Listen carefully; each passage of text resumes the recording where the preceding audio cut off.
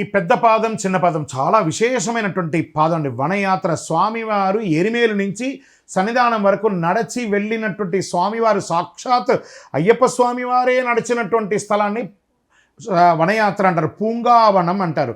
ఇది ఎక్కడ? ఫస్ట్ స్వామివారు నడిచేటప్పుడు ఆ ఎరిమై కొల్లి అంటారు, అక్కడ నుంచి నడుస్తారు.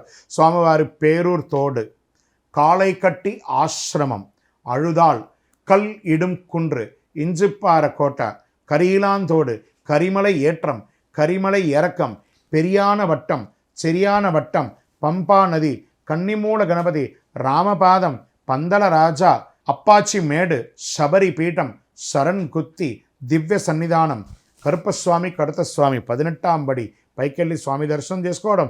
అక్కడ నాగరాజుకి గణపతికి వెంటనే మాళగేపురతమ్మకు వెళ్ళి చేసే ప్రయాణమే పెరియ పాదం చిన్న పాదం అంటారంటే. పెద్ద పాదం చిన్న పాదం ఇదంతాను కలిపి 48 కిలోమీటర్లు ఉంటుంది.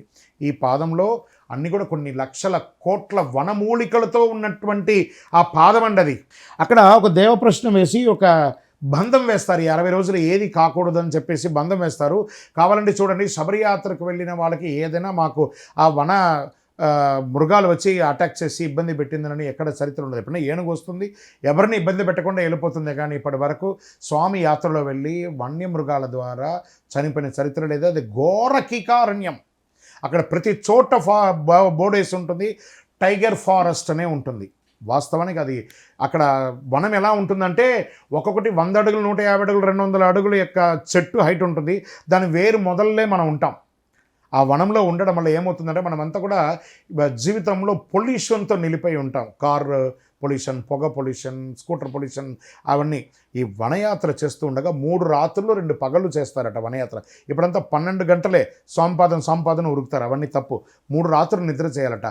ఆ పనుకోవడం వల్ల ఆ వనమూలికల యొక్క గాలి అంతా కూడా మన శరీరంలోకి వచ్చి అందులో ఉన్నటువంటి దుర్నీరంతా బయటికి వెళ్ళిపోయి ఆరోగ్యవంతులపై క్లెన్స్ అయ్యి సంపూర్ణ ఆరోగ్యవంతులుగా ఉంటారట. అంత అద్భుతం ఈ యొక్క వనయాత్ర.